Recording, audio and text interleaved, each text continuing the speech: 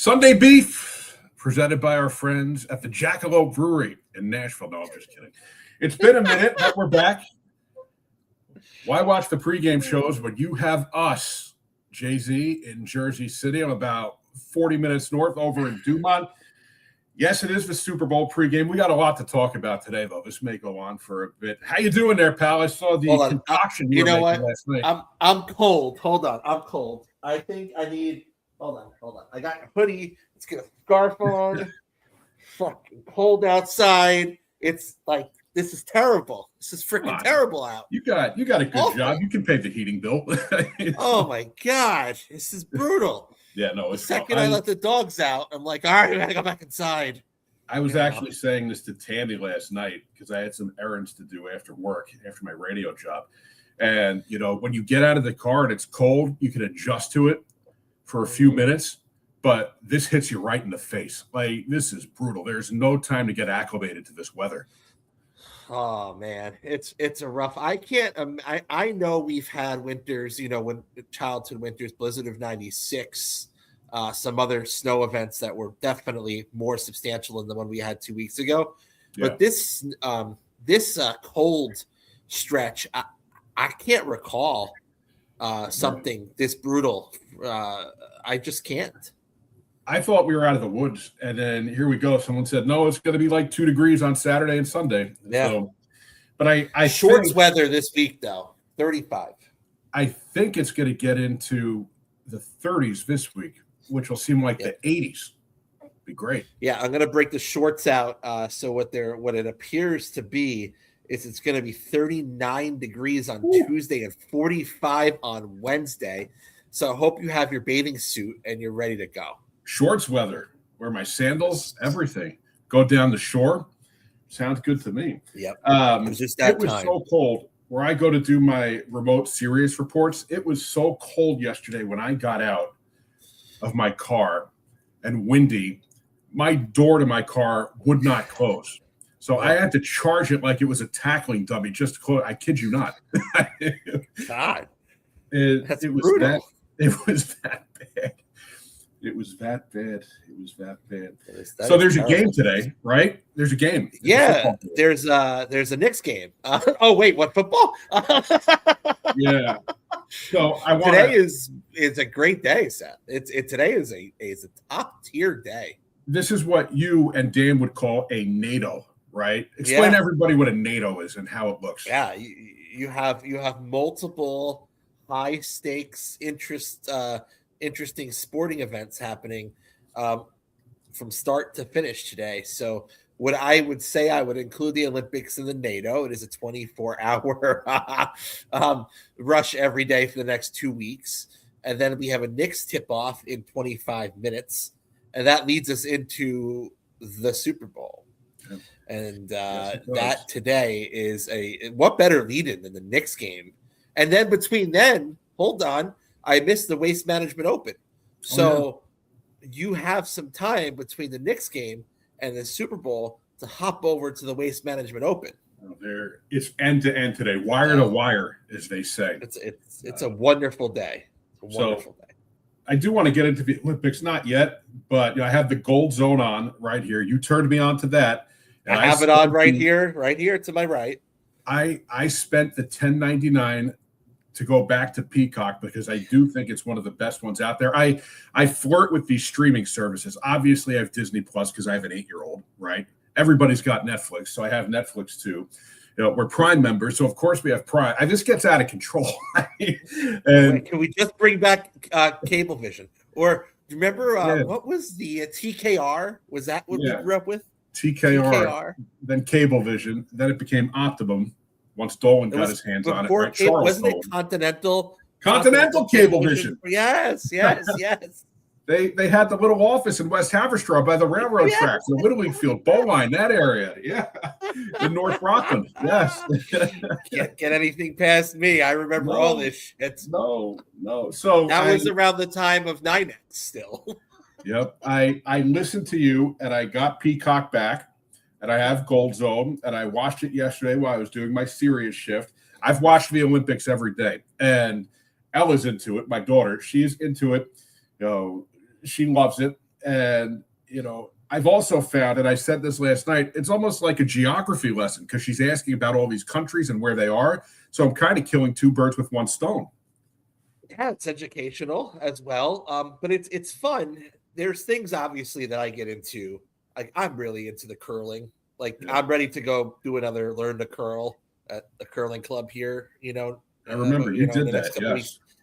weeks. And there's some things you just watch and it's kind of just there as filler in the background because nothing else is on at 9:00 in the morning, or when you get home like 4:00 in the afternoon. There's always something on. It's great. And I think since we're talking about it now, let's just dive in. I think I've been going about this all wrong. And you got me back into this. When I was a kid, I loved it all, right? The Winter Olympics, I probably leaned a little more towards the Winter Olympics. But then when the Dream Team in 90 or got into it. But I think my struggle has been what sport do I dedicate myself to and follow? There's so many of them. So now what I do is I have Peacock, I have Gold Zone, all these different things you can choose from. And even if I'm not locked into it, it's on. It's something that's on in my house or while I'm working. Not really my full-time job, but you know what I mean, at all times. And, if you catch something good, you can really follow the storyline and get into it. And that's how I'm going about it now. And I love it. Yeah, and that's exactly how you should consume the Olympics. Big shout out to Breezy Johnson, our first gold medalist of the games for Team USA. By the way, what better name for a downhill skier than Breezy Johnson?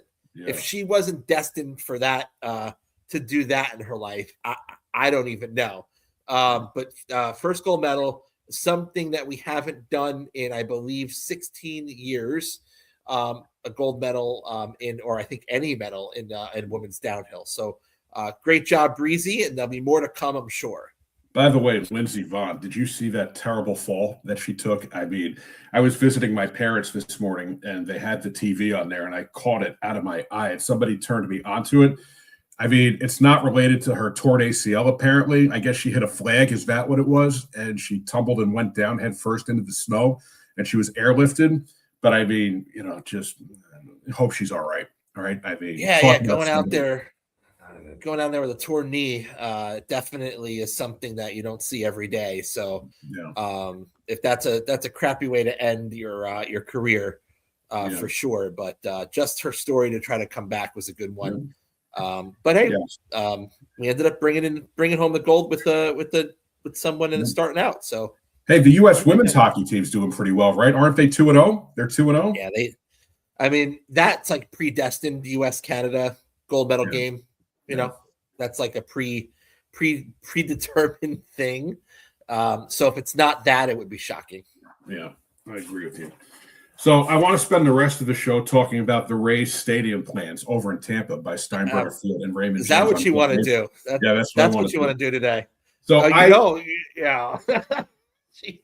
I went nuts, and I know we got to talk about the Super Bowl, but I'm really into podcasting now. And again, I have to credit you and probably my friend Pat Mannion from Ithaca College. By the way, Pat and I, our freshman year, we lived together and we were at each other's throats. And here we are all these years later, and we're really good friends. So it's really amazing how that works out. But he's got me into podcasts. You have. So, I'm kind of at the point, and I guess we can use this to segue into football. I'm kind of at the point where I'm ready for baseball, right? Like I'm kind of at the point, let's just get this game done. It's a national holiday for sports fans. Eat, drink, go crazy. But I'm kind of ready for baseball. So what I did the other day was I downloaded every team's Locked On podcast. And I'm debating, do I follow one team a week? Do I follow a team for a year? Do I just look at the headlines and see who to follow? And actually, the plan is underway. Last night, I listened to a podcast where, the interview was with the legendary Padres and Giants manager and Rangers too, Bruce Bochy, and it was great. Oh, yeah. Listen, you can get a podcast on anything, Seth. I mean, it's amazing. But, so for me, I'm kind of, and I enjoy the football and I enjoy what I do, but I'm kind of ready. I'm kind of ready to move on. even though we have this, we're going to be caked in snow probably, hopefully, no more than a couple of weeks with this warmer weather coming in. So, all right. So as far as this game goes, right, I want to look at it holistically, okay? We know about the Seahawks defense. They have a devastating run defense. Their scoring defense, 17 points per game. They've been a nightmare for teams, and they have a top 10 offense as well. But the Patriots, people are making the Patriots with the line being, minus 5.5 right now for the Seahawks. People are making the Patriots out to be a slouch. They're a top 10 offense, third in total yards, fourth best passing, top 10 rushing, second in scoring, and defensively, they have the third best scoring defense. So I think there's this notion out there as the line has ticked up a little bit. I think there's this notion, not among everybody, but some people, that this game could be a blowout. And Jason, I'm not seeing it that way. I'm not saying whoever has the ball last is going to win, but I think this could be closer than what people are saying. Yeah, well, listen, if you like a slight gambling risk, the Patriots money line is plus 195. Not the worst bet you're ever going to make in your life, right? Here's the deal with the Patriots. This is the first of what I think is going to be many years of them on the upper echelon of teams again. They're back, right? They have a coach that is going to be there for a long time. They have a young quarterback who's going to be there for a long time. Where have you heard this before? It's just lining up to be years and years of Patriots being in this situation again. And the difference is, will they win ultimately the games, right? They can get to the games. They could be a top team, win 13 games a year. Will you win the Super Bowl? It's impossible to expect that they will do what the dynasty Patriots did, but I think they're going to be here for a long time, and they absolutely have a good chance here today. Of course, we know the Seahawks defense is tremendous. Are they a historically strong defense like that level? I don't know. I'm not sure about that. I'm not there. Right? I mean, in the context of the times, I think it's one of the better ones we've seen. I think it's really outstanding. But if we're talking like 85 Bears type level, I don't think I would say that to you. Right. And that I would agree. I think the Texans were closer to that than the Seahawks are. But what we do know about the Seahawks is they're always prepared. They play disciplined football. They're not going to make mistakes. And at the end of the day, that's generally in a game like the Super Bowl, that's what wins you a Super Bowl, right? Yeah. And very well coached as well. We don't give enough credit there. Oh, Mike McDonald's terrific. So, I think we're having a good football game here, Seth. No, I do. And it gives me hope as a Giants fan. You have the right coach like Harbaugh now. And, you hear a lot of these Patriots players say, well, Vrabel's come in and he's turned the culture around on and off the field, and players love playing for him, and everybody feels like a family. That's where I think chemistry, I think that's important. People just dismiss it, but I do think it matters. And Vrabel having been there, Josh McDaniels coaching in his 10th Super Bowl, going for his 7th with the Patriots. I mean, these things matter in my mind. And I just don't think – I think the Patriots are getting a lot of disrespect. Now, what's interesting to me about Seattle, they've scored a lot of points. They've only played 2 games in the playoffs, right? So it's a sample size. New England, they've struggled to score in the playoffs, I think about 9 points per game right now. But, there's this narrative out there about a weak schedule, right? And the Patriots have feasted on a weak schedule. I don't buy into that one bit, right? So, I don't think it matters. It doesn't matter anymore. This is a one game. It's a Super Bowl. None of this matters. They've made it to the Super Bowl, right? They've won every playoff game. So none of that matters anymore. And they've been gritty, and they've turned the ball over 5 times in the playoffs, but they forced 8, so they have a +3 margin. Seattle, by the way, they haven't turned the ball over at all in their 2 games. But you still hear that narrative out there about the weak schedule. So, the Patriots had the 3rd weakest schedule this year, right? So the Niners had the first. They were 12-5, made it to the divisional round. But then you have the Saints, you have the Titans, you have the Panthers, the Cardinals, and the Jets. So let's take out the Niners and the Cardinals. The Saints finished 6-11. The Titans were 3-14. The Cardinals and Jets were 3-14, right? those teams also played weak schedules, and they didn't do anything with it. The Patriots played the schedule, and they did what they had to do. It's not their fault. So in my mind, it doesn't matter. It's a non-factor. Yep. No, we would agree on that point. What are the other differentiators here that we're hearing? I mean, we've covered the Seattle defense, right? Are we concerned? Are we concerned about? Well, on both ends, are we concerned about the quarterbacks? Because there's something to be said for both. I think these quarterbacks this year have been remarkably efficient. May, obviously, north of 70% completions, only 8 interceptions. He doesn't make a lot of mistakes. Darnold close to 70%, which is a career high, back-to-back 4,000-yard seasons. I think the one thing that you have to watch out for, May has been pretty good this year about discipline in the pocket, but he's been sacked nearly 50 times. And Seattle obviously is a top 10 pressure defense. So I think the turnovers, because the Patriots, yes, when I did football play-by-play, I always had a coach tell me the most important thing is the turnover margin, the plus-minus, right? So the Patriots still at +3. They've turned the ball over 5 times. They've forced 8. But the Seahawks haven't turned it over once. So I think turnovers could be an issue in a game like this. And I also think the sacks, can be an issue. I mean, that's a lot of time. 47 times to be sacked this year. I think that could be a problem, if Seattle gets pressure on May. So I think those are the two things. Yeah. I think the turnovers are obviously the key here. Sacks can come, but is May going to hold on to the ball? I think for Darnold, the question for Darnold coming into the playoffs was how he'd play in the playoffs. Last year, what scared Minnesota away from him is he had a bad showing. So he's come in and played very well in the playoffs. So in my mind, that also clears out that concern for Darnold, right? Yeah. He showed up for every game. He's played very well. So I don't have that concern going into this game with Darnold.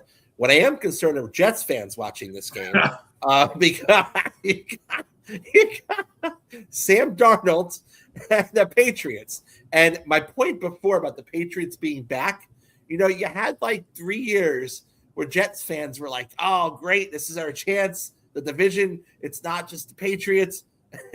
Well, guess what, folks? Yeah, no, I mean, it's like the Pepto Bowl. That's what it is.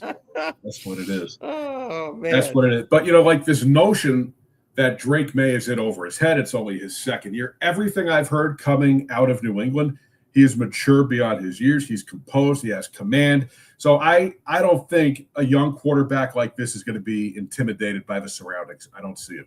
No, and not with that coach. Because you could say it. They're not prepared, but they're going to be prepared. McDaniel and Vrabel, obviously. So what are you thinking? What are you thinking with this game? I don't see it coming down to whoever has the ball last, but I do see it being within a touchdown. Probably leaning towards Seattle. Yeah, 1-score game leaning towards Seattle. Boy, this is going to make for a boring show here, but I agree with you. 1-score, low-scoring football game that I'm leaning towards Seattle. Yeah. Yeah, I could see this being – New England hasn't scored a lot of points in the playoffs, but, Seattle last week especially. I don't know. I could see this being maybe a 28-22, 27-20 type of game at the most. Not even maybe like 23-17, something like that. Yeah, it could be even less than that. I'm curious, what is the over? What is the over for this? I'm going to look. I'm actually leaning more towards like 23-17. I think that's kind of where I am. Seattle. I hope from an entertainment value that there's more scoring than that. The over is 45.5. Yeah. That's about right. That might, it could go over, but I'm taking the under. I'm going under. I'm going under. And I do think, 4.5, the spread is about right. Seattle 4.5 under a touchdown. I do think it'll be good. I guess my bottom line is there are people out there, and I've heard it a lot this week, and I want to get into that too. I've heard it a lot this week that, Seattle's a heavy favorite. It's going to be a blowout. I'm not seeing it. I think New England. I think, and I don't. These games aren't played on paper, right? They're not. Yeah. So you can't always look at stats. You don't want to bury people in stats. You have to have a feel for the game. But I don't think. I just don't see it. I don't see this being more of a 7 to 10 point game. I don't. And I will say too, like, I'm kind of, when it comes to sports, I'm kind of like a nuts and bolts type of guy, right? Like, I like breaking down the game. I like talking about the game. I like looking ahead, recapping, things like that. Yeah. This is kind of a tough week to do that because you have Radio Row with all the stations and podcasters and everything out in San Francisco. And, you have all the professionals, the athletes out there. And, it's great to hear from them, and it brings everybody together. And, they're all promoting their sponsorships, their products, and things like that. And I do need to be careful because it's what I do for a living. But, I think in a week like this, it's really tough to find like that nuts and bolts type of breakdown of the game. That's really all I want to see. That's why with the pregame show, I don't really start getting serious about it until about 4 or 5 o'clock. So I don't know how you feel, but that's kind of where I am. Yeah, there's so much filler, right? Filler. But what's the real stuff that we need to hear about for this game? Because you can sit there and talk about all the other. There's so much you can touch on they'll go on all day. That's why I'm glad the Olympics are on today. So I have to pivot back because you can sit there all day from 9 a.m. until kickoff and watch the same analysts go in circles about this game. Yeah, I know. I mean, it's what is it at this point? I might need 3 screens. I might need the big screen. Probably put the Knicks on the big screen when I go back upstairs, and then put the Olympics probably on one of the iPads, and then maybe put one of the pregame shows on the laptop. Maybe that's how I'll go about this. So, but you don't even have time because if the Knicks are on, you'll have a couple hours between the Knicks and the game, I guess, to watch a pregame show. I haven't watched it. I haven't watched a Super Bowl pregame show in years. Yeah, I just have not. By the way, how about Mike Tirico calling the game tonight, then flying to Italy? I mean, talk about a broadcaster's broadcaster. He is on the pantheon. We'll talk about him, but let's talk about what NBC has been tasked to do here over this week, Seth. It's quite remarkable, don't you think? Yeah. They're doing so. They got the Super Bowl first, right? Well, they've kicked off the Olympics, so they have 1,600 employee. What is it? So is this the ad revenue, right? So they have $2 billion in ad revenue in 2 weeks. Yeah, that is crazy. They are working out of San Francisco for the Super Bowl. They have boots on the ground in Italy right now. They have boots on the ground at their headquarters working for the Olympics behind the scenes. And they have folks also in LA for the NBA All-Star game in the next 2 weeks. Right. That is crazy. They had the basketball last Sunday night, right? The Knicks and Lakers at the Garden, and lead into this week with the Olympics, right? And then you have today, and away we go. And then they've got the baseball this year too. That's actually good because what we were talking about earlier was NBC's broadcaster, their sports division, light years ahead of anyone else right now. Besides, I'll tell you, the only other one, TNT, does really good work. Yeah, they do. Right.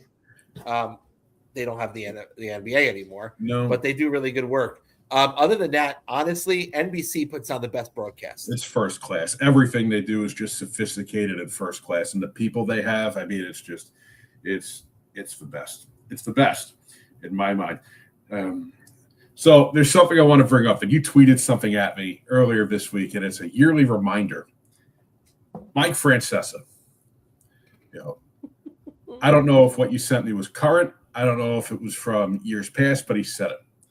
So he's been saying over the years that if you stay at home on Super Bowl Sunday, there's something wrong with you basically, and you need to reassess your life. That's what he said. Same thing for New Year's. Okay. So this is what I'm going to do. Mike Francesa. And I was always careful about saying something towards him, given what I do, but I'm going to say it now. This is what I'm going to do. Okay. I work at a ballpark. I am sure that I have plenty of L's because, we need letters to put last names on the jerseys. After this, I'm going to go up to the ballpark. I'm going to bring all my sports jerseys. This is what I'm going to do. And I have a lot of them. Hockey jerseys, baseball, football, and I'm sure we have plenty of L's because it's a common letter. We have a heat press up at the ballpark too. Mm-hmm. I'm going to take all these jerseys. I'm going to go up to the stadium, and I'm going to press those L's onto the jersey for loser. And I'm going to wear those jerseys with pride. Because don't do that. Don't do that. Because if staying home with my family, and I don't feel too well, I got an invitation to go somewhere. I gave you an invitation. 2 invitations, you and then Pat. But I don't feel so great today. I don't want to risk getting anybody sick. I'm going to put L's on the front, not the back, the front of those jerseys where they usually put the C's. I'm going to bring them home. I'm going to wear one for each quarter for loser, because if staying home with my family, staying off the roads when people drink, not everybody, spending time with my daughter, who's really interested now in watching sports, if that means I have to reassess my life, I'm happy to reassess my life. It's fine. And I'm happy to wear that L on my jersey with pride. Don't do that. I have a question, though. More important. There's nothing wrong with staying home and watching the Super Bowl alone with your family. Nothing. I don't know why this is such a thing with people every year. I don't get it. I'm not going to criticize your choice to stay at home. Okay. I would never do that. But I have a question. What's on the menu? Just appetizers. Just appetizers. I got buffalo wings.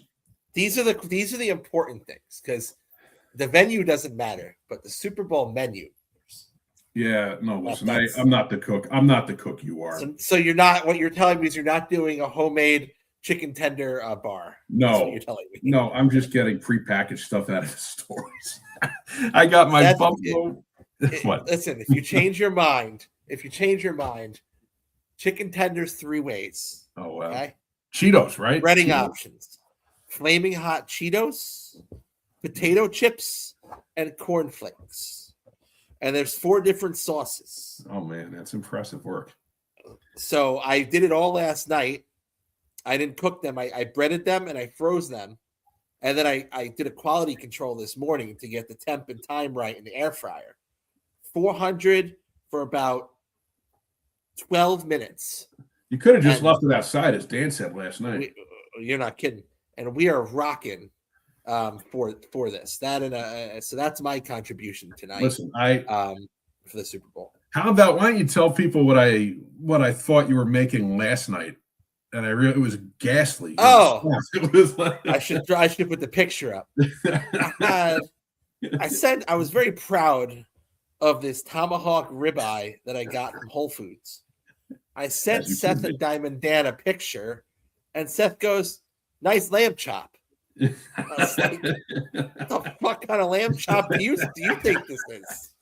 You seen a lamb chop like that?" Listen, so I'm starting to be concerned that you need to get out more. I live a sheltered life. I do have to tell you though, the best investment I ever made was this recliner that I got online from Bob's, cheap, that I never tried. And I really think it's important to try the chair before you buy it, but it's been great. Even though it was taken from me last night for an arts and crafts project, but that's okay. I don't know. I don't leave the house a lot, but I think I have a pretty good life. I have a good job. I mean, that's fine. Well-rounded daughter, wife is fine. Everybody's good. I don't know. I don't think that makes me, not saying you said this, but I don't think that makes me, I don't think I have to reassess my life because of that. I don't know what the problem is. There are plenty of people that stay home and watch the Super Bowl with their families. Plenty. Well, I bet you, I would actually bet you that Mike Francesa himself is watching at home. Why would he need to leave? He's probably got like an AMC theater type setup. he's got to do his podcast after. Brought to you by Bet Rivers. I don't. Right? I saw the funny. Did you see the Mike Francesa as a luge with the Bet Rivers suit on Twitter? No, I didn't see that. Oh, I gotta. Oh man. And I listen. I love Francesa. I love the podcast. I worked at WFAN for a while. He's part of the soundtrack of my youth, but I just think it's a ridiculous take. I do. And he said it. And here's the funny thing about it, Seth. He has doubled down on this year after year, isn't he? Every year. I don't know. Isn't it like a thing? But what he said too was, it's the same thing if you stay home alone for New Year's. I know very few people my age. I'll be 45 in June. I know very few people my age that go out for New Year's. So are we all losers? Do we all need to reassess our lives? We might. I mean, we might be. We might be. I never got out for New Year's. I think more people our age stay home than go out. If I make it to midnight, I mean, if I had a lottery ticket. Just had, you know, it's funny. This is the age that we're getting to. I just got a text from one of my friends. Wake me up during halftime so I can watch the halftime show. And I said, "What are you talking about?" And she goes, "I am dead ass serious. Last year, the same thing happened, and I missed halftime." And I was like, "Okay, yeah. This is where we're at. This is where we're at. It's okay." Listen, okay. I got news for you, and you're not like this because you can bounce back well, but I think the joke is on the people that get sloppy tonight and go into work and they sleep for half the day at their desk tomorrow. I think the joke is on them. Now, starting next year, it's on President's Day weekend. Great, go nuts! I think that's brilliant. It's about time. We've been asking for this for our whole life, Seth. Like that is now. Unfortunately, I work somewhere where we still have to go to work. But you're in a 24/7 industry, yeah. But yeah, that's a fantastic thing. Kids are off, everyone's off. That's how you do it, right? That is fine. And that's And listen, you know what? As Ella gets older and she gets into sports, we'll probably end up going to people's houses. We almost did. We got 2 invitations this year, and because I don't feel great, and I want to stay at home, I politely declined. That's all. Anyway, I don't want to drone on about this. All right, so Knicks, they're on right now. They're about to tip off. Yeah, I just turned it on, and it's a pregame still. Of course, they don't tip off right at 12:30, right? It's going to be like 12:45. Right. It's an ESPN ABC game. Right. Yeah, it's an ABC game, unfortunately. So no round ball rock today. No round ball rock. But when ESPN's involved, they'll tip off 12:47 for a 12:30 start. So I see this as a big game. Maybe Diamond Dan, because he's there today. So maybe Diamond Dan, I told him, this is what I told him to do. I said, you go into that garden and you show them this picture and you tell them that there's only one garden and it's in New York City, and that's Madison Square Garden. But Dan should join us from the garden.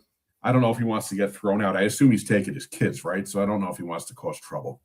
Although we've both seen another side of him, so I don't think he's going. I just told him he should join us live from the fake garden. Look, Boston Garden, another story. This garden, So, and I've never been there, but I feel comfortable saying that. I've been there. Obviously, it's not the original, so it's not anything like it used to be. Right. I'm sure. You want to talk about the original Boston Garden? Then, that would probably be the one. I've been to this one twice. It's just an arena. It's like more championships in that building, older building, more history. So, so I think this is a big game today, and I'm going to tell you why I think this is a big game. I think what they need to do is prove that blowout loss, and I've kind of come down from how I felt the other night, but I feel like they have to prove that blowout loss of Detroit was a fluke. It's twice now they've been blown out by Detroit on the road. 31 points and now 38 points. And the Celtics, whether or not, they're for real, they are legit because they have the 2 seed right now in the East. Jaylen Brown is having his best season, top 5 scorer, 29.5 points per game. And the thing about the Celtics, they do everything right. Defensively, one of the best scoring defenses, and they don't turn the ball over that much. In fact, they have the fewest turnovers in the league. So this, to me, is a big game. It's a big game. Yeah, Listen, and the Knicks are mostly healthy, right? Just OG's out. Is that right? Well, Diamond Dan said OG wasn't playing today, and I scrolled through Twitter trying to find that, and I couldn't. But, OG didn't play at Detroit. Cat didn't play at Detroit. So, that's why I'm not going to go crazy about that game. I think Josh Hart, he's fighting something, the ankle issue. And then Brunson, he had a terrible game, 4 for 20, probably in a situation where he felt like he had to do more with those pieces out, OG and Cat. But that followed up one of his best games. He was 14 of 27, had 42 points and 9 assists against the Nuggets, and that was a great win, probably one of the best wins of the year. So I think you have to look at that Detroit game. I'd like to say throw it out, but if they lose against another good team today, I think the narrative is going to be the Knicks. They can rattle off 8 in a row and they beat some good teams, but can they beat those top tier teams they may need to get through to get to the finals, which everybody seemed to think at the start of the year they can.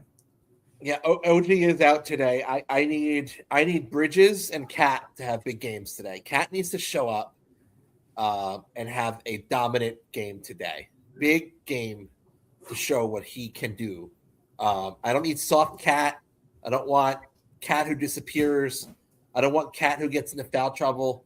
I need like 14 rebound, 25-point Cat today, right? Yep. That's what we need today. I love part of the team. I love the Alvarado trade. It's a legit number 2 behind Brunson. Now, I always think, a guy coming back to New York, getting out of the situation that he was in, coming back to New York, I think there may be a chip on his shoulder and he feels like he has something to prove. So I like that storyline. But I also like the fact, and by the way, Kolek, I think we've all seen he's not the answer behind Brunson. Nice story for a little while, but he wasn't the answer. I like that they didn't trade for Giannis. This is not the type of move you make in season where you blow up the roster because you'd have to give up some key guys. I have my issues with the Knicks. I think they struggle in spots. I think they have lapses. I think they struggle defensively at times. I wish there was somebody else kind of on that Brunson level in terms of offensive production because I have my doubts about Cat. But I do think in this season's NBA, they have enough to get there. Whatever happens, I think the West is deeper. I think there are probably about 2 or 3 teams in the West, maybe more, they would struggle against. But I'm glad they didn't make that move right now. I think that's a conversation for the offseason. Yep. That would have been an absolute that's a franchise changing move. And if this group can't get it done, then by all means, go ahead, blow it up, make the move because you'd have to at that point. Yeah. But I know the Knicks look bad in January, but up until the other night, they look like they're back. And I think that's just we're going to really find out what they are, and not until the playoffs, though, right? You're not going to know until the playoffs. That's the way it's going to be. And this is the team you're committed to. By the way, I forgot, even though Diamond Dan isn't with us today, I do have a Diamond Dan dinger to share with you. Sure. Seth, that I think he sent it to us earlier. So I do have a Diamond Dan dinger. Okay. And if I can learn how to get this all situated, I will get it. Okay. Don't quit your day job. Landry Shamet. Yeah. Three or more 3-pointers at plus 118 is Diamond Dan's dinger of the day. Okay. So I took it. Why not? He's been productive. So yeah. He's been productive. Sure. All right. I like it. So, I'm taking Ella to her first Knicks game on Tuesday. Oh, yeah. Okay. She's been to the Garden before. I took her to a Globetrotters game, and no disrespect to my friends with the Globetrotters, this is different. So she's going to her first Knicks game, 7:30 game, obviously. I picked a team that's not so good, the Pacers, right? By the way, look at Indiana without Halliburton and look at Boston without Tatum, right? Indiana's just completely fallen apart this year. But she'll stay out late. Now she's asking me, do I have to go to school the next day? The kid's getting greedy here. I got to go to work. Hold on. When we went to games as kids, that was always like something that you wish. Because I got taken to some games on a weekday, right? You did. Rangers, Devils games? Yeah, sure. Yeah, I think I went to school on like 95% of those games. I think. Yeah. Now, I think I have a flexible job, probably more flexible than yours. So if she slept in a little bit, would it be the worst thing? Probably not. But you got to gut it out, kid. Yeah. Let's go. It's not like we're going to. You want to go to more games, then you got to be responsible, right? That's it. I mean, you can't always go to games on the weekends, right? It's not that easy. The Celtics are wearing their gold and black uniforms. What is these? They don't look like the Celtics. What is that? There's no green in those uniforms. What the hell? Finally, they wear the blues on the road. How about that? That's how it should be. Whites at home. I hate that in today's NBA. They wear the whites on the road. I mean, but then again, we remember the days where injured players would wear suits on the bench because David Stern mandated it. I remember when coaches wore suits on the bench. Those days aren't coming back. Now they look like high school gym teachers. Dress shoes, and then, it morphed into suits and sneakers.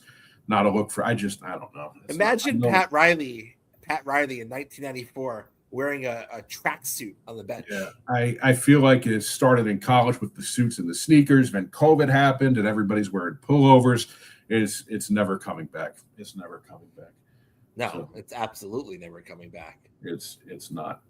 All right. So I saw a tweet last night. Do you have it? I saw a tweet last night. Oh, yeah.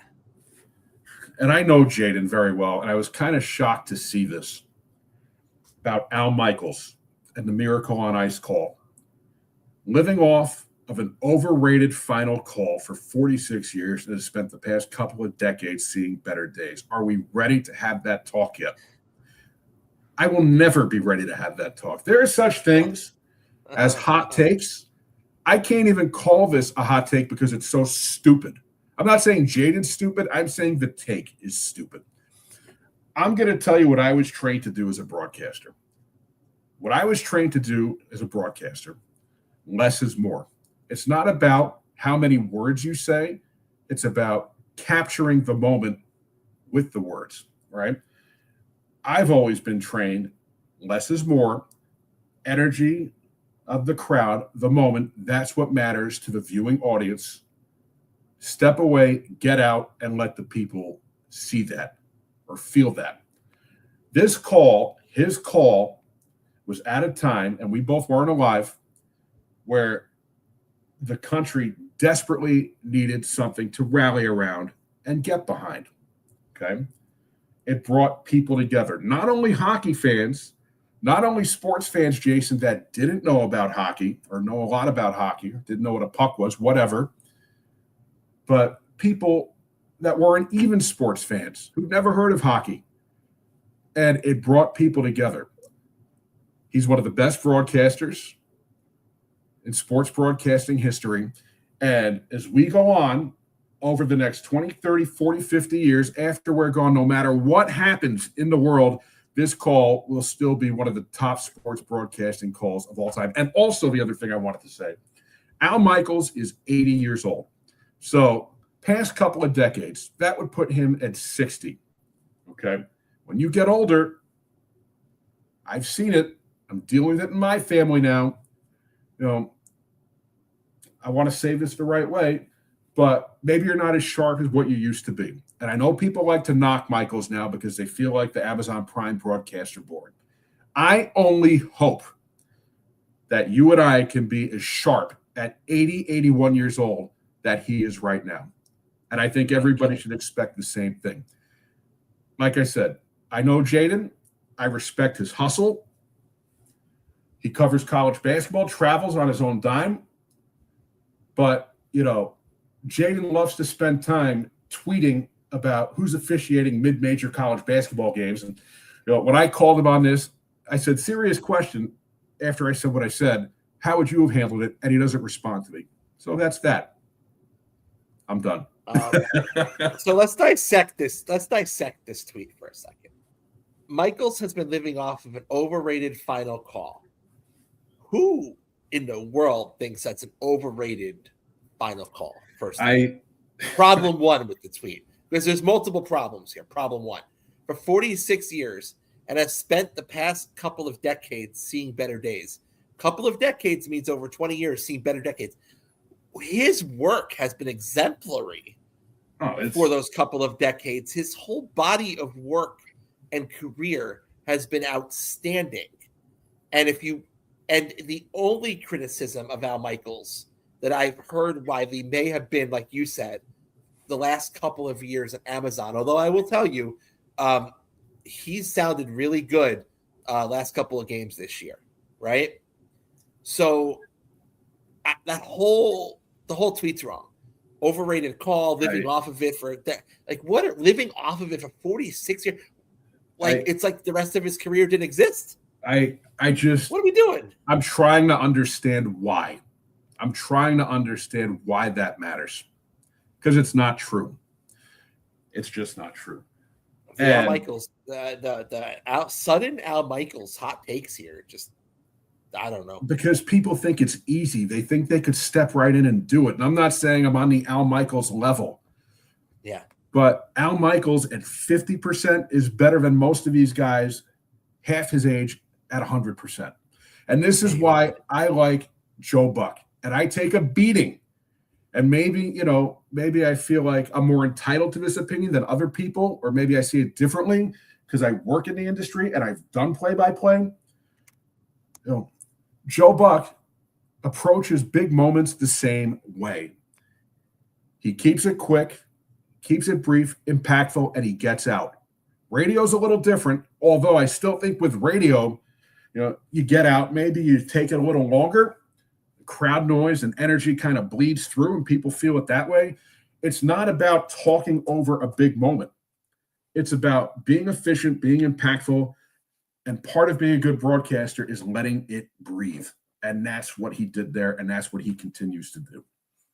And that's a lot what you don't see in today's broadcasting, right? No, it's about talking.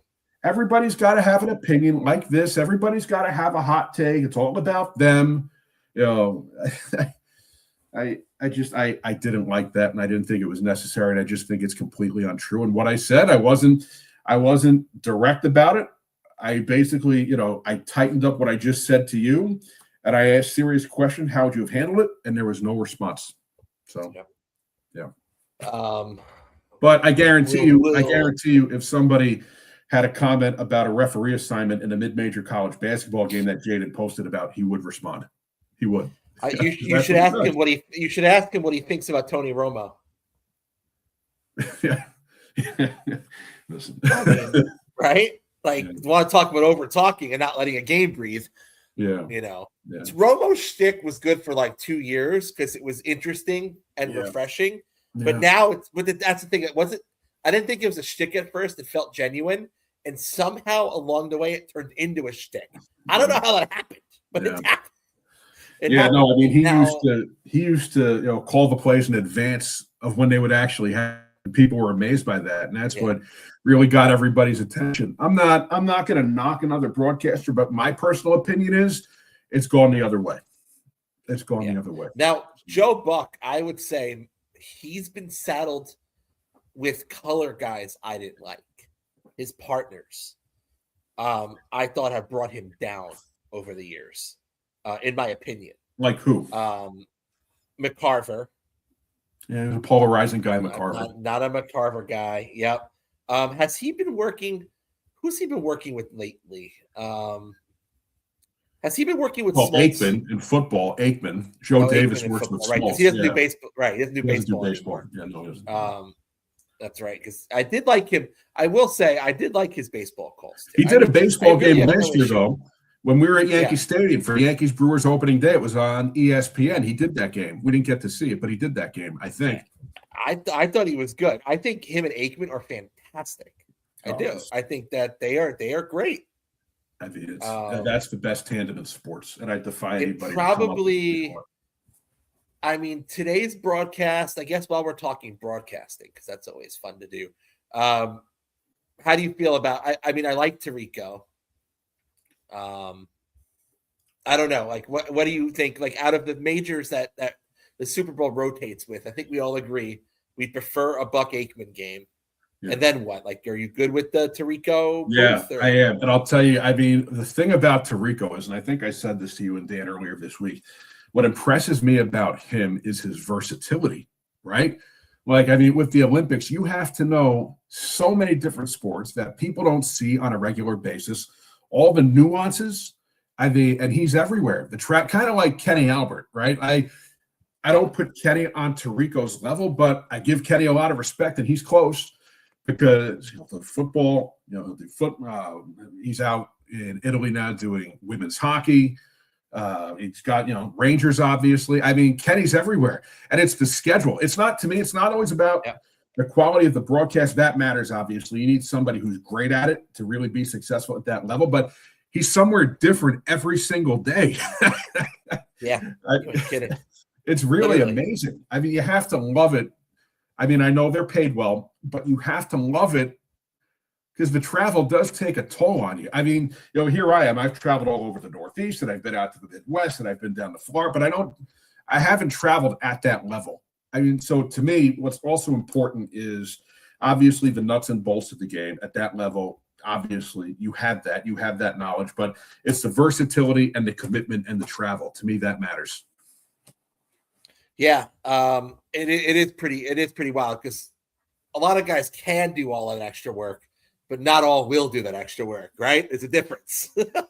Right, to know these players, to do homework on them, to not look down at your spotting boards all the time to see who the player is and then risk missing something big. Like it's work. It's work. Like it's a fun job. It is, but it's a job. Yeah, you're right. At the end of the day, it is, and you have to be. If you're serious about it, you want to take it. You want to be the best. Like even my updates on Sirius, right? And I'm not tooting my own horn, but people think you can just get on NFL radio, write your script a half hour before, and then do it. It's not that way. Maybe it's a lack of confidence. I don't know. But I feel like I need to check my report. I write my script. This is what I do. I write my script. Then I go back a second time and I fact check everything. Now, I think my knowledge is pretty good, but you never know when your eyes are going to play tricks on you. Mm-hmm. So I fact check every little piece of it. And then I go back and I tighten up the writing. So that's 3 times. But, I take it seriously, and it's a sophisticated audience. It's an audience that's paying to listen to the broadcast. They don't have to. So to me, that commands respect. Yeah, I would agree. I mean, it is work. It's hard work, right? So I think we'll get it. I mean, listen, the thing about today's broadcast too, getting back to it, is like we said, NBC puts on a hell of a show. Yeah. It's going to be technically sound. Camera work's going to be great. The production's going to be wonderful. So it'll be a really good show today, I'm sure. They are the best at really showcasing big events and why they matter. So, all right, Yankees, right? Got to talk about the Yankees because we're getting close to pitchers and catchers. This team, okay, Jason, I'm actually softening my stance a little bit, right? Oh, boy. They are committed to running it back. Case in point, they bring back Paul Goldschmidt on a 1-year deal. Why? 1 year. Here's the problem. Wait, hold on. My issue isn't even about the player. It's about giving Aaron Boone another way to fuck it up because he's going to end up taking at-bats away from Ben Rice. Yeah. And he's going to turn first base into a platoon. And then when Goldschmidt inevitably gets hot for a couple of weeks, he's going to sit Rice. And Rice has all the makings of being a very, very good everyday bat in the Major League Baseball. And he's going to take at bats away from him because he has a guy named Paul Goldschmidt, who the fuck he is in the bench. Goldschmidt. what? I can't speak because I'm so angry about the roster construction again. You give the issue isn't about spending the money. The issue is how the money is spent with the Yankees. You give $20+ million to Grisham, and you don't have a sound roster, and you bring back Goldschmidt with a manager that doesn't need that toy.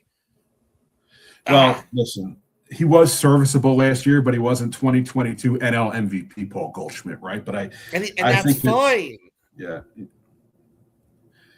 So, but the message, and it's clear, the message now out of the Bronx, they are doubling down on the fact that this team won 94 games. They were tied with the Blue Jays at the end of the season, and it's a championship caliber roster. I'm a big believer that when somebody tells you who they are, believe them. And they are convinced that this team is good enough. Grisham, Yep. I do think, they've made some smaller moves, right? Like, I do think Ryan Weathers can help. There's some promise there. They brought back Yarbrough, Ahmed Rosario. You didn't have a problem with that one when we talked. He's just a plug and play. Everyone need a good utility guy, and the Yankees have those guys. Blackburn, a couple of other guys too. But my fear is, look at what these other teams have done, right? The Orioles, Pete Alonso in a hitter's ballpark. Helsley, struggled with the Mets last year. Shane Baz, Taylor Ward. The Blue Jays with Cease, Okamoto. Now, they're replacing some guys there. So maybe they're not exponentially better. And then the Red Sox with Suarez, Contreras.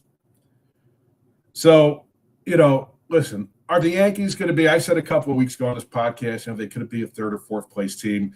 I'm probably changing my tune a little bit, maybe second or third place, and they're kind of in that wild card mix. I don't see them winning the division.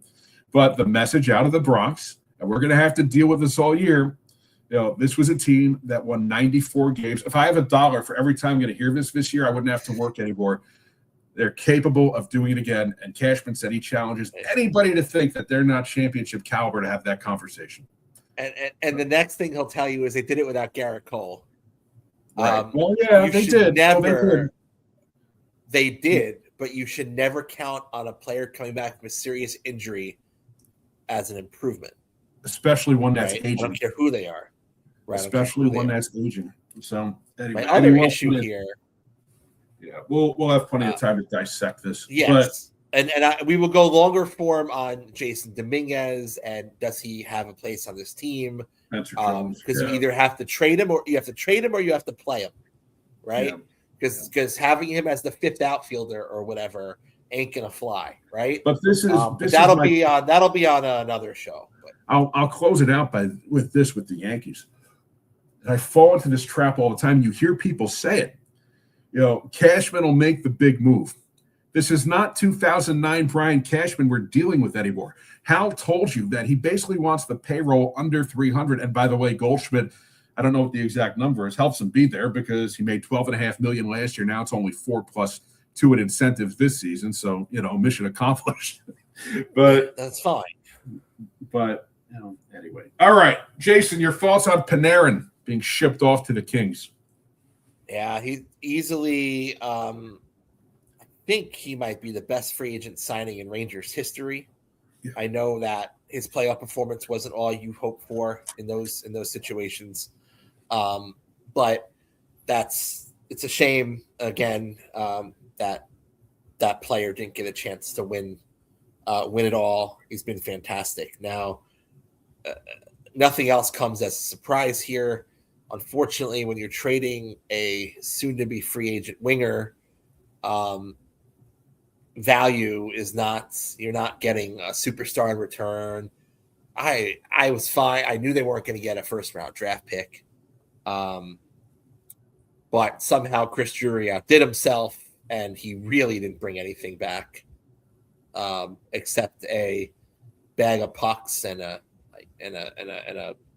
mid draft pick. So, I don't know. See, you could just tell that I just don't give a shit right now, and that's kind of sad. Disconnected. You are really disconnected. I mean, so from what I'm seeing, tell me if I'm wrong, but you kind of hinted at this. So Panarin was steering the ship, right, as to where he wanted to go. Yeah. So he didn't want to go anywhere as a rental, and he wanted to sign an extension before he was traded. Obviously, he could dictate what teams that he'd be willing to do that with, because when you have a no trade clause, that is your right. So not his fault. Don't blame him at all. So that also hamstrung the Rangers from having options, because every team in this league has a goddamn no trade clause, which is a whole nother problem for another day. So options were limited. He signs a 2-year extension with LA at 11 million a year, and he's happy with that. So that's the way it is. So I guess Drury, he was kind of held up, right? Like that was the only option, so it didn't really give them any leverage. I don't know if it was the only option or not. We don't know that. I think Madison Square Garden propaganda machine is really good, so they'll let you believe that. Yeah. I don't know if that's truth or not. Boy, you know what? Between MSG propaganda and Yankee propaganda, boy, let me tell you, the best thing that the teams are good at is how they spin things to the media and the fans, try to get them to believe what they're saying.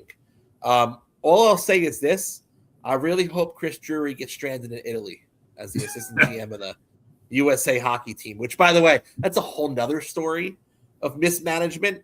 I think the men's hockey team might be as bad as they were in Nagano in 1998. Oh, wow. That was a long time ago. When they trashed the hotel room. Oh, geez. When they didn't medal. I remember that. This team, they left Jason Robertson in Dallas, superstar, just so they could bring JT fucking Miller. So them. I saw they were going to – I'm sorry. No, go ahead. 1 second. Please. They were going to leave Adam Fox at home. Somehow he's not one of the best 6 American defensemen when he's like the 3rd best defenseman in the whole fucking league. Yeah. So I saw a quote from JT Miller. I don't remember the exact quote, but it came out something like this about what the team needs to do after the Olympic break.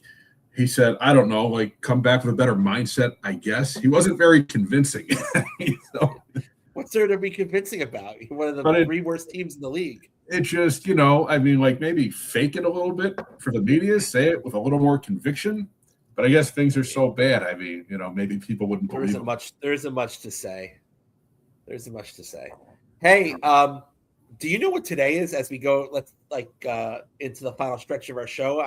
I realized what today is, and I didn't tell you earlier because I want you to be I want to see your genuine reaction to the 9th year anniversary of Charles Oakley getting kicked out of the Garden and banished from Knicks games. Has he been allowed back in? I think no, and they still have not. Hold on, they still have not reached a settlement. It is still in court to this day. 9 years. Still in court. Oh, I saw a tweet. I want to get it right, but it is still going on in the court system, which is crazy. Someone's making a lot of money from that.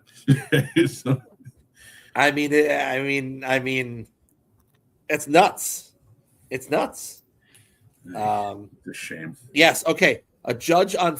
Oh no, that was 2025. I don't know what's going on here. Yeah, there's no agreement here. So, poor Charles Oakley can't be at a Knicks game. All right. Anyway. All right, that's it. That's all I got. You? No, that's good. Knicks are up 28-22 with 1:49 to go in the first quarter. So a solid start from your Knickerbockers. I am going to go upstairs, make some bad processed food. I got a couple of Guinnesses, actually a 4-pack of Guinnesses waiting for me. Good. Just eat junk food, get sluggish, throw on some sweatpants, and that's it. So good. I'll send you some tenders. Sounds good to me. From the tender bar. I'll eat them. So, all right. When are we doing this again? I guess it's been a couple of weeks. So. Join us next week for our Super Bowl recap show. Super Bowl recap. Yeah. All right. Maybe we'll go play some pickleball though. Yeah, I know. We keep saying we're going to do that. We never do. I think we're gonna have to do it. I just have no desire to walk out in this cold weather. No, it's really bad. It's really bad. And and you're gonna have to talk me out of this, but I ripped apart. You remember several years ago? God, it was 9 years ago now. I ripped apart my left quad. Oh, geez, and that's right. Still to this day, and I'm lighter now than I was then. Yep. But still to this day, I'm afraid that by doing something like this in the back of my mind, that I'm going to do it all again. And I can't live like that. I can't live like that. I mean, I don't want to be this miserable curmudgeon. You're back. You're a machine. You're fully rehabbed and healthy. Let's go. Yeah. No, I don't want to. I don't want to sit in my chair like a curmudgeon the rest of my life. You know what I mean? It's just, I do. All right. What's wrong with that? At times. All righty. Enjoy the game. I'll talk to you later. Have a good day. Be good. See ya.